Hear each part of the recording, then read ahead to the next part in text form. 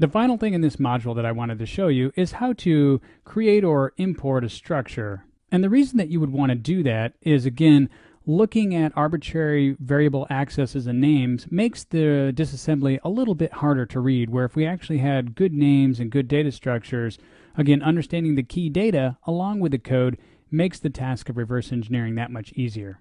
So in the C programming language, you have something called a structure, and if you don't know what that is, you should definitely go back and watch the courses in order. You should watch the code auditing course, and you'll see exactly what that is. But when a program accesses members, especially if they're local variable members, it'll look just like any other variable access to the stack. So they can be a little bit tough to reverse. Now, for certain types of common structures, IDA may actually automatically recognize those types because of the things it has built in called the signatures, the IDS, TIL. There's different features of IDA I haven't fully explained yet in terms of how it recognizes different file formats and different structures. So you may get some help, but if it's something custom to the program, it obviously won't be able to recognize that. So we have two different situations. There's a situation where, as the human, you can figure out what the key data structure is and manually define it.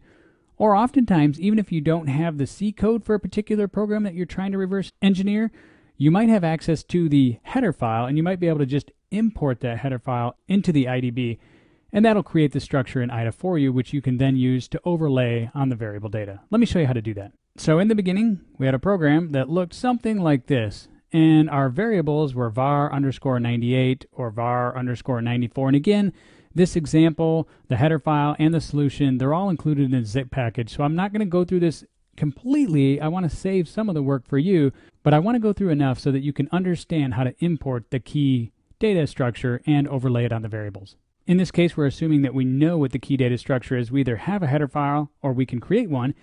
And the key data structure is a person. It has a name, an age, and a hat size, and a linked list pointer to the next person in the data structure. So in IDA, you can go to File, Load File, Parse C Header to import that C header file.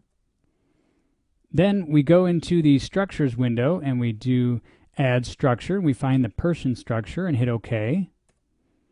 Then once the structure is added, we can actually take a look at it and see what the members are. We notice it looks pretty much the same, maybe slightly different than it did in C. We notice that instead of 30 bytes for the name, there's actually 32. The compiler decided to add 2 bytes of padding, and that's fine as long as you get at least the amount of space you asked for. If you get a little extra, that's okay. Then what you do is find the local stack variable.